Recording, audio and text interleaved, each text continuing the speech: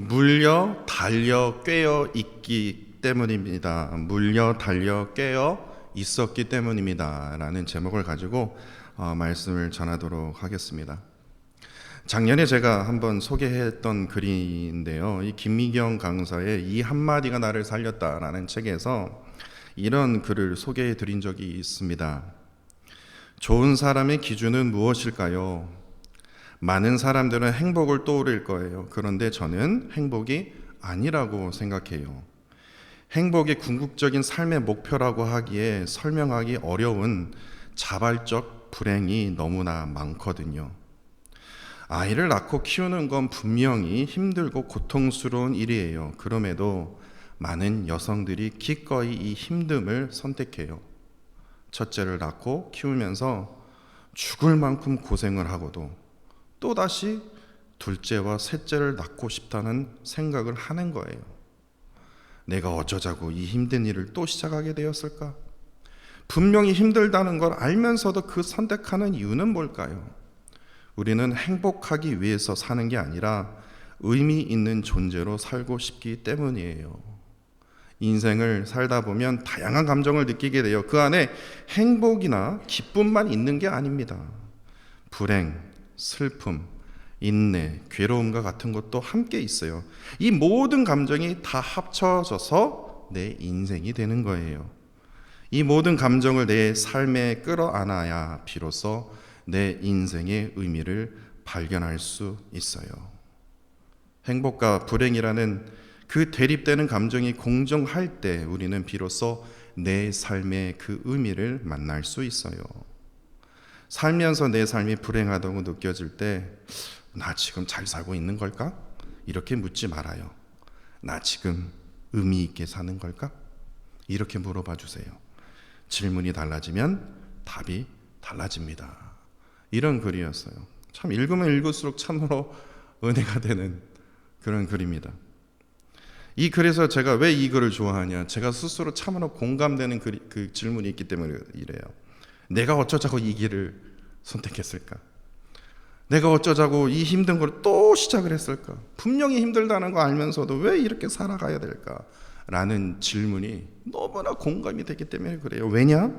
참된 그리스도인으로 사는 것이요 너무나 행복합니다 라고 말하면 가짜입니다. 예, 그건 촉이에요. 촉이.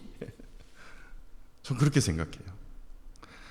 참된 그리스도인을 사는 거요 그거 진짜로요 가면 갈수록요 더 쉬워집니다. 그거 다 뻥이라고 저는 생각합니다. 왜 쉽습니까? 성경에 쉽다고 얘기 나옵니까? 주를 따르는 것이 너무나 쉽습니다라고 말합니까? 죽을 만큼 힘든 거거든요. 참된 그리스도인을 사는 것은요 때로는 참으로 힘든 것임을 알면에도 죽으러 가는 길임에도 알아도요 그렇게 살게 되기 때문에 그래요. 이에 대해서 미국의 신학자 스탠리 하워스는요 이런 정말 대단하고 의미 있는 말을 하지 않았습니까? 그리스도인으로 사는 것은 답 없이 사는 법을 배우는 과정이다. 이렇게 사는 법을 배울 때 그리스도인으로서 사는 것은 정말로 멋진 일이 된다. 신앙은 답을 모른 채 계속 나아가는 법을 배우는 일이다. 이분이 이런 말을 했습니다. 이처럼 그리스도인의 삶은요 답은 잘 모릅니다. 누가 답을 합니까? 답 몰라요. 경제도 누구도 모르는데요. 인생의 답은 또 어떻게 알겠습니까?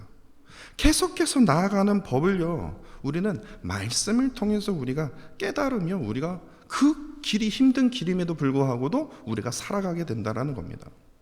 그런데 여기서 우리가 반드시 기억해야 되고 또한 우리가 계속 마음에 품어야 할 것이 바로 이겁니다. 하나님의 말씀에 순종하면서 따를 때요 우리에게 얻어지는 하나가 있습니다. 그것이 바로 하나님께서요 진정으로 원하시는 삶의 의미를, 행복을 찾는 것이 아니라 삶의 의미를 말씀을 통해서 깨닫게 된다는 겁니다. 쉬운 예로요 예수님의 제자들은요 예수님을 따를 때 나 자신 살기 위해서 어부가 되려고 예수님을 따른 게 아닙니다. 출세하기 위해서 행복하게 살기 위해서 자기가 갖고 있는 거 다 버리고 예수님을 쫓은 게 아니었어요. 성경을 자세히 보면요, 사람을 살리려고, 다시 말해서 사람을 낚으려고, 그러한 어부가 되기 위해서 그가 가진 것을 다 내려놓고 예수님을 쫓았던 거예요. 행복을 위해서가 아니에요. 진정한 삶의 의미가 무엇이냐고요. 사람을 살리고 사람을 낚는 어부가 되게 하리라. 그 음성에요, 아 그래, 진정한 삶의 의미를 쫓아가야 되겠다. 그것이 바로 예수 그리스도의 제자가 되는 삶 아닌가? 그래서요, 그가 가진 거 다 내려놓고요, 그 말씀의 그 부르심에, 그 말씀의 부르심에 따라 어떻게 합니까? 곱장 따라갈 수 있었던 겁니다. 이런 의미에서 오늘 본문을 보시면요, 하나님의 참으로 놀라운 그 은혜를 깨달을 수 있습니다. 오늘 본문 읽으면서요, 야 참 진짜 아주 이게 뭐 참 왜 이러고 살까 할 정도로요 한심합니다. 솔직히 말해서요. 오늘 본문뿐만 아니라 전체를 한번 다 읽어보세요. 꼭 이렇게 해야 되나? 야곱의 가정은요, 그야말로 은혜의 가정이라고 말하지 마세요. 이건 성경을 하나도 안 읽은 거예요. 야곱의 가정은요, 그야말로 이 레아와 라헬 사이에서요, 이건 뭐 언니 동생 사이인데요, 엄청난 시기, 엄청난 질투, 그리고 치열한 이 경쟁으로 드러난 가정이다라고 표현할 수 있다라는 겁니다. 특별히 이 레아 그리고 라헬, 이 삶을 자세히 살펴보면요, 이들은요 오로지 뭐 자신의 삶의 의미 뭐 그거 하나도 없어요. 그냥 무조건 행복을 위해서요, 남편 야곱의 사랑에 찾으려 했어요. 그걸 갈구했어요. 또한 그 자신의 행복을 위해서 무조건 많은 자녀를 낳아야 된다. 이것이 나의 행복이고 내가 살 수 있는 길이다. 이걸로 행복을 찾았다라는 겁니다. 야곱에게는요, 총 4명의 부인이 있었어요. 그런데 자세히 살펴보면 여러분도 아시다시피 참으로 온전하지 못한 아내였습니다. 첫째 부인의 레아입니다. 레아는요, 야곱의 사랑을 많이 받지 못했습니다. 남편의 사랑을 받지 못했기 때문에 그 레아의 마음에는요, 항상 무엇이 존재했냐? 상처가 존재하고 있었어요. 둘째 부인 라헬은 어떻습니까? 야곱의 사랑은 아주 그냥 듬뿍 받았으나 레아처럼요, 자식을 많이 낳지 못해서요, 그 라헬의 마음속에는요, 진짜 어느 누구보다도 제일 최고봉의 시기와 질투가 아주 가득 차 있었어요. 셋째 부인은 어떻습니까? 온전한 부인이었습니까? 아니에요. 실바입니다. 실바는 레아의 몸종입니다. 레아가 출산이 딱 멈추게 되자 불안한 거예요. 그래서 레아가 자신의 몸종 실바를 통해서 아들을 낳게 하지 않습니까? 넷째 부인 빌하는 또 어떻습니까? 라헬이요, 또 불안한 거예요. 그래서 자신의 몸종 이 빌하를 통해서 어떻게 합니까? 아이를 또 낳게 하지 않습니까? 이처럼 4명의 부인 모두가요, 적절하지 못한 어떤 그런 면을 보여주고 있기 때문에 솔직히 이러한 가정이 어떻게 해서 아브라함과 이삭을 따라 믿음의 열조로 들어갈 수 있는지, 이게 인간적으로 생각해보면 이게 뭐야? 할 정도로 의구심이 드는 건 사실입니다. 그리고 더욱 더 심각한 점이 무엇인 줄 아십니까? 이 4명의 부인으로부터 낳은 야곱의 12 아들들은요, 대부분 참으로 옳지 못한 행위들을 성경 말씀을 통해서 발견할 수 있다라는 겁니다. 하나도 숨기지 않았어요. 첫째 아들이 누구입니까? 르우벤입니다. 르우벤은요, 아버지 야곱의 넷째 부인이 누구라고 했죠? 빌하와 간통하게 됩니다. 그는 아주 그냥 어처구니 없는 짓을 저질러요. 그로 인해서 그의 장자권을 잃어버리지 않습니까?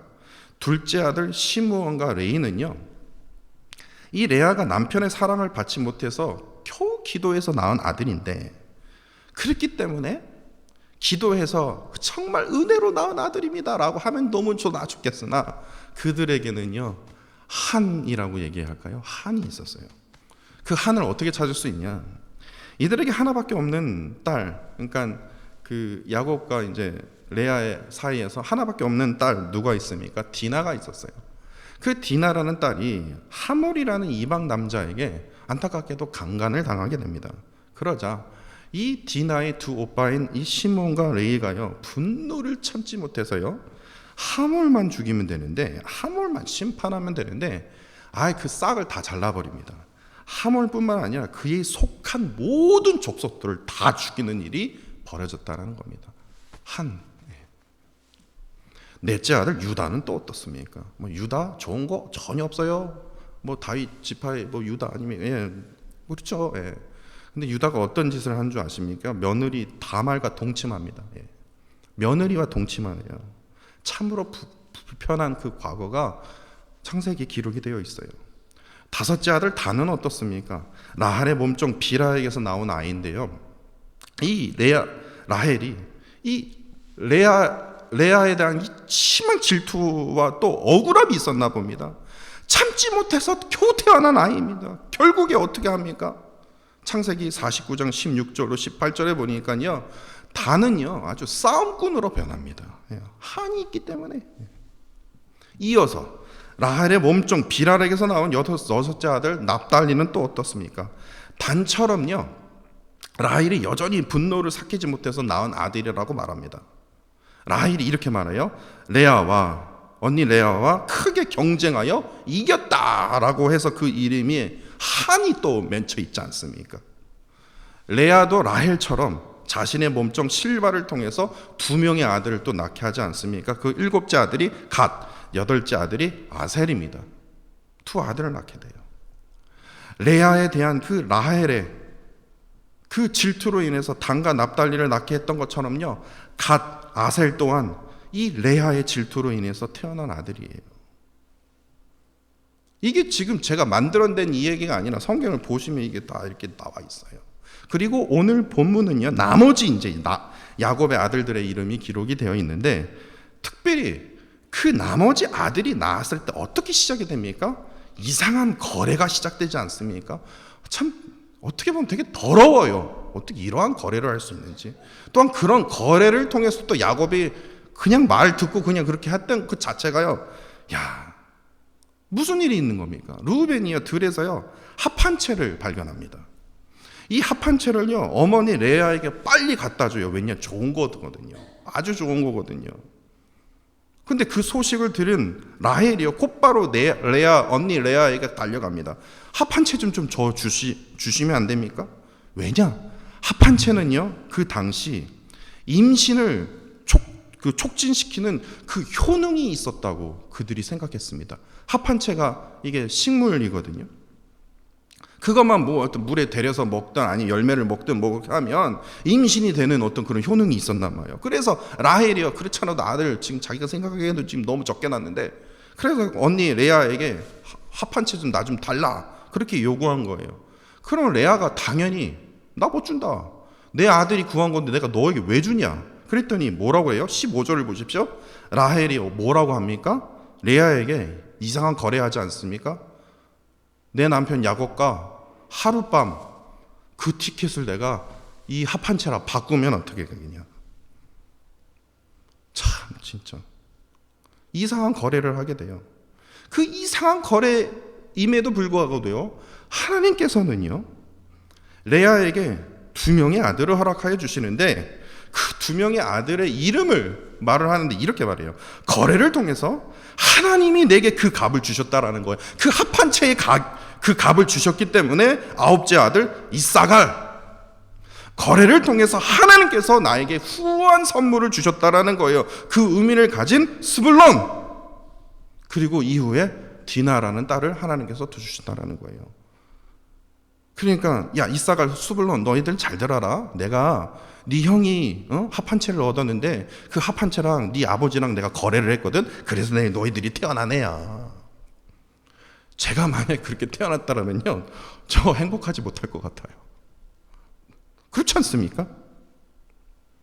그렇다면 합한 채를 가지고 너무나 신나했던 그 라헬은 어떻게 되었을까요? 합한 채 이것 때문에 내가 아이를 갖게 된 것이 아니라 하나님께서도요 레아에게 두 명의 아들을 주셨던 것처럼 라헬에게도요 똑같은 그 두 명의 아들을 허락하여 주시는데 조금 슬퍼요.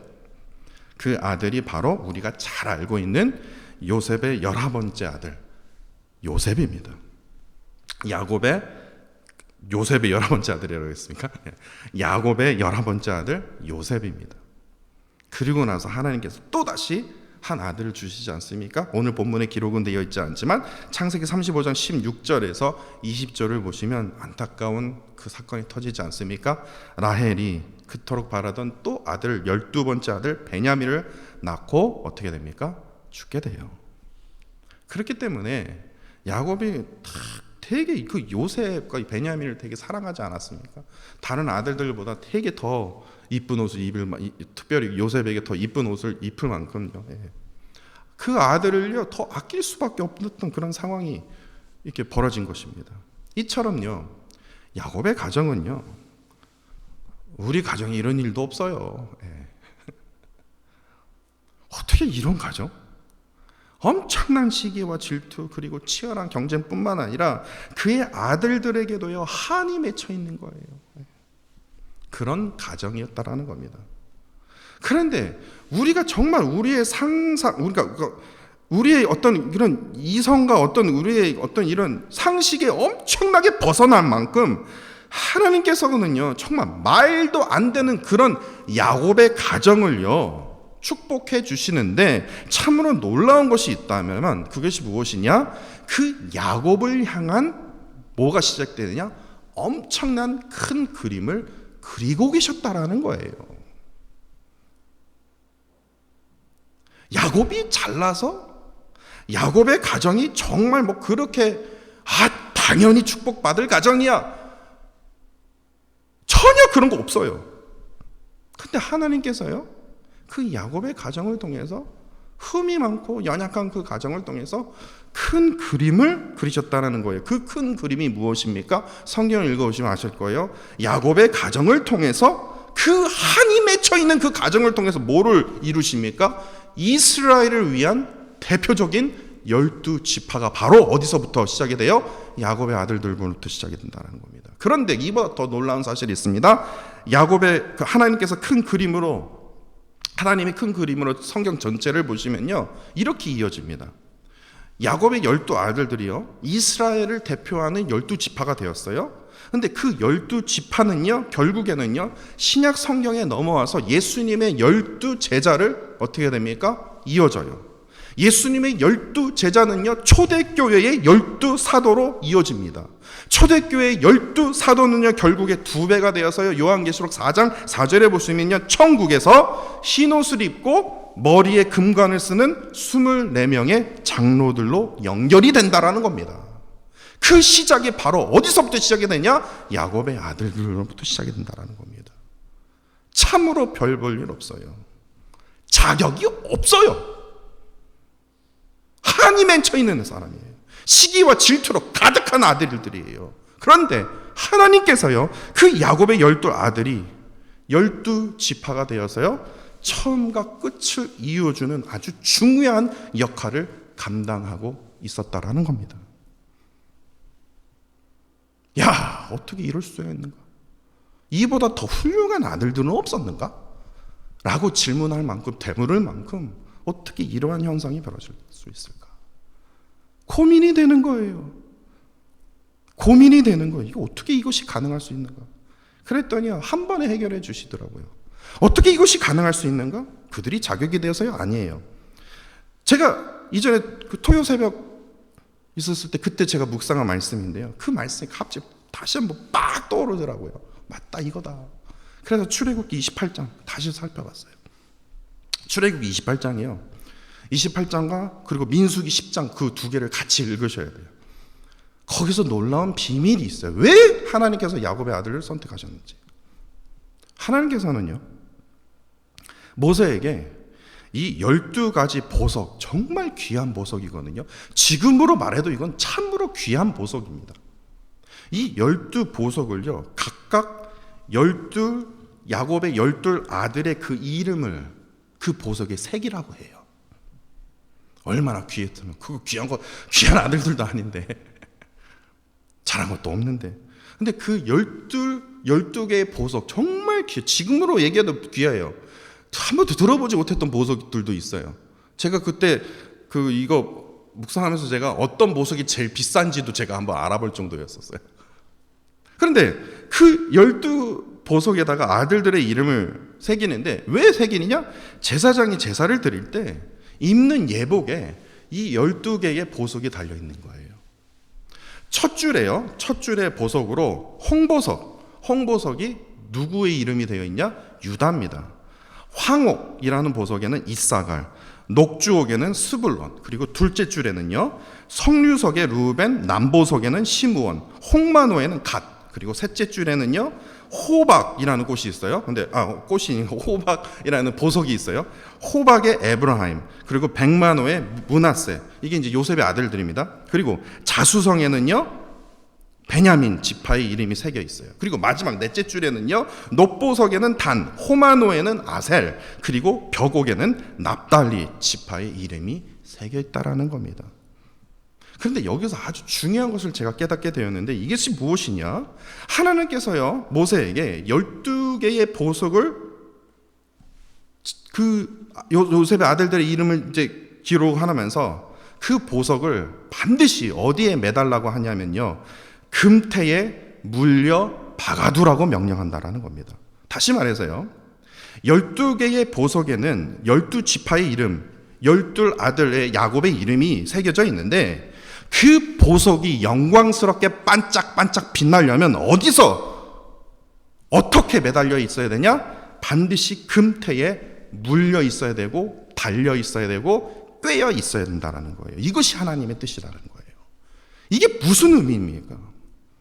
12개의 보석이요 금태에 물려 있지 않으면요, 금태에 달려 있지 않으면, 금태에 꿰어 있지 않으면 어떠한 빛도 어떠한 영광도 나타내지 못하기 때문입니다.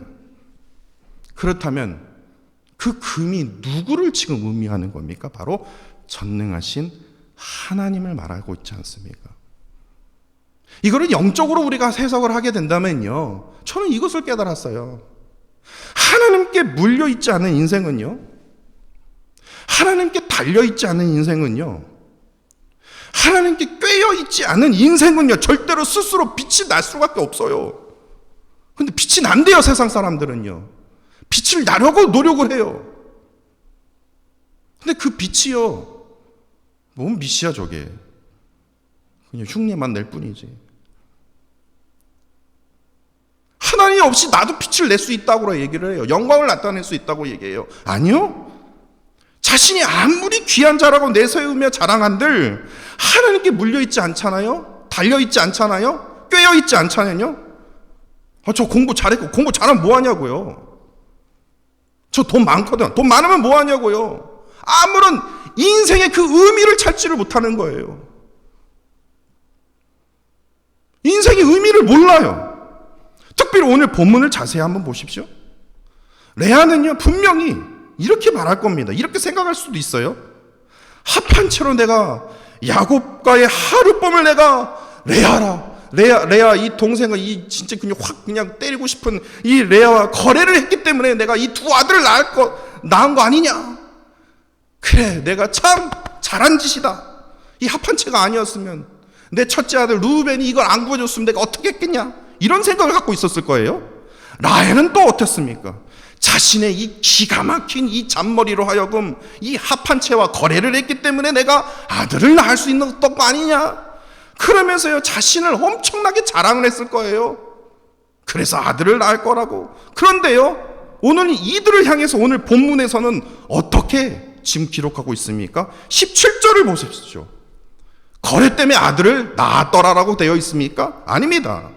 하나님께서 레아의 소원을 들어주셨기 때문에, 하나님께서 딱 레아를 물었기 때문에, 꿰었기 때문에, 달려있었기 때문에 뭐예요? 레아가 은신할 수 있었던 것이에요. 합한 채 때문이라고요? 성경 자세히 한번 보세요. 절대로 아닙니다. 합한 채는 그냥 합한 채예요. 22절을 보셨어요? 진짜 더 애절하지 않습니까? 하나님이 뭐예요? 라헬을 생각한지라. 진짜 시기와 질투와 가득한 그 라헬을요, 어떻게 해요? 생각하신 거예요. 어이없게 생각하신 거예요. 그렇기 때문에 라헬이요, 임신을 할 수 있었던 것이에요. 그것도 요셉을요, 그 귀한 요셉을 낳을 수 있게 된 거예요. 다시 말해서 하나님께 물려 있었기 때문에, 꿰어 있었기 때문에, 달려 있었기 때문에 레아와 라헬이 임신할 수 있었던 것이에요. 참으로 별 볼 일 없는 이 12 아들들이 어떻게 해서 12지파가 될 수 있었겠냐고요? 그것은 아브라함과 이삭의 그 믿음으로 하여금 야곱이 하나님께 물려 있었기 때문에 그래요. 달려 있었기 때문에 그래요. 깨어 있었기 때문에 그렇습니다. 그렇기 때문에 오늘 본문은 우리에게 무엇을 지금 증거하고 있었냐고요? 지금 잘 살고 있다고요? 지금 돈도 잘 벌고 있다고요? 아무 문제 없이 저 너무너무 행복하다고요? 예, 조금만 더 한번 가보십시오. 하나님께 물려있지 않은 인생은요, 하나님께 달려있지 않은 인생은요, 하나님께 꿰어있지 않은 인생은요, 불안할 수밖에 없어요. 돈이 많은들, 자식이 공부를 잘한들, 진짜 다른 사람이 봐도 와 할 정도로 부러워할지언정 항상 그 인생은요, 불안할 수밖에 없어요. 불안할 수밖에 없어요. 왜냐? 하나님께 물려있지 않거든요. 꿰어있지 않거든요. 달려있지 않거든요. 왜냐? 내가 내 힘으로 할 건데. 그러면 항상 불안해요. 불안하지, 두려워하지 말던가요. 걱정하지 말던가요. 근데 항상 불안해요.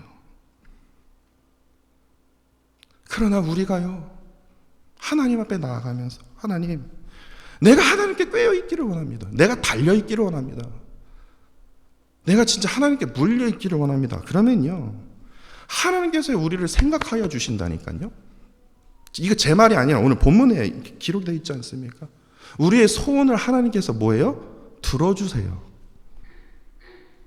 레아와 라헬에게 행하셨던 것처럼요, 우리를 생각하여 주시고 우리의 기도를, 우리의 신음 속에서 나오는 그 기도를 어떻게 해요? 들어주세요. 이를 통해서 행복해집니까? 아니에요. 인생의 참된 의미를 깨닫게 하나님께서 인도하여 주신다라는 겁니다. 하나님께서는요, 이 레아와 라헬처럼요, 부족한 우리를요, 이처럼 우리를 간절히 원하고 계십니다. 그 원하고 계시는 그 하나님의 그 음성을 우리가 들어야 됩니다. 하나님께서 우리를 물어주시고 꿰어주시고 달려있기를 간절히 원하시는 그 하나님의 그 음성을 우리가 들어야 됩니다. 그 마음으로 우리가 깨달아야 돼요. 하나님께 물려있으면 아이고 이거 참 이거 슬픈 거 아닙니까? 꿰어있냐고요? 아이고 달려있냐고요? 아니에요. 우리가 하나님께 물려있고 달려있고 꿰어있기를 우리가 주저하지 말아야 된다는 겁니다. 왜냐? 이것이 우리의 행복을 위해서가 아니라 우리의 삶의 참된 의미를 찾기 위해서예요. 그 의미가 있다면 인생에 어떠한 역경이 다가온다 할지라도 우리가 하나님의 말씀 앞에 우리가 승리할 수 있는 것이에요. 행복하면 뭐하냐고요? 행복하다고 말하는 사람들이 하나같이 불안합니다. 왜 지금 우리나라 대한민국에 왜 마약이 지금 존재하고 있는 겁니까? 왜냐? 보면 다 갖고 있거든요. 돈스파크가 없는 게 뭐 있습니까? 마누라도 이쁘더라고요. 근데 불안하거든요. 인생의 의미를 모르거든요. 그 외에 많은 청년들이 왜 마약으로 지금 쪄들어 있습니까? 인생의 의미를 모르거든요. 너 왜 사냐? 그러게요. 죽지 못해서 하는 겁니다. 청년 때부터 지금 어르신들이 이르기까지요, 죽지 못해서 사는 겁니다. 제가 제일 듣기 싫어하는 말이 그거예요. 죽지 못해서 사는 겁니다. 너무나 안타까워요. 너무나 안타까워요. 그렇게 말하시는 분들이 목사고, 그렇게 말하시는 분들이 장로고, 그렇게 말하시는 분들이 권사라면요, 더 마음이 찢어집니다. 하나님이 죽지 못해서 내가 너를 만들었냐? 어떻게 하든 꿰어 있어야 되는 거 아닙니까? 어떻게 하든 하나님께 달려 있어야 되는 거 아닙니까? 우리가요, 잘나서 우리를 그 귀한 보석에 우리의 이름을 세워주시는 게 아니에요. 우리를 빛나게 하시기 위해서, 우리의 영광을 찬란하게 하기 위해서 우리를 보석에다 새겨주시는데, 우리는 보석과 같은 그렇게 귀한 존재임을 지금 하나님께서 우리에게 말씀하여 주시는데 우리는요, 제가 왜 달려 있어야 됩니까? 제가 왜 물려 있어야 됩니까? 그렇게 말하고 다닌다라는 겁니다. 다시 한번 간곡하게 제가 부탁드리며 호소합니다. 하나님을 향하여 물려 계십시오. 하나님을 향하여 꿰어 있으십시오. 하나님을 향하여 달려 있어야 됩니다. 이러면요, 행복의 삶이요? 누가 행복의 삶을 논합니까?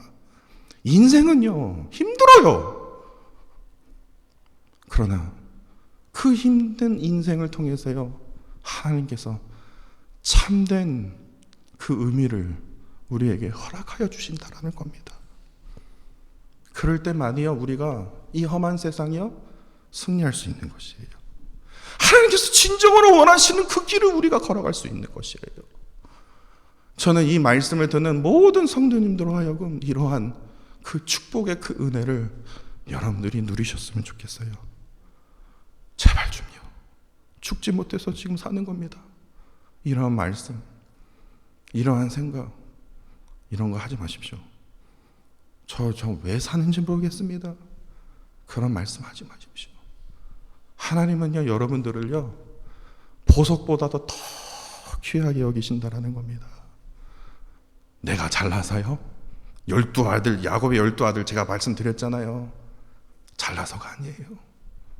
그렇게 세상 사람들 보기에도, 야, 진짜 나는 저 정도로 살지 않았다, 그런 아들들이었어요.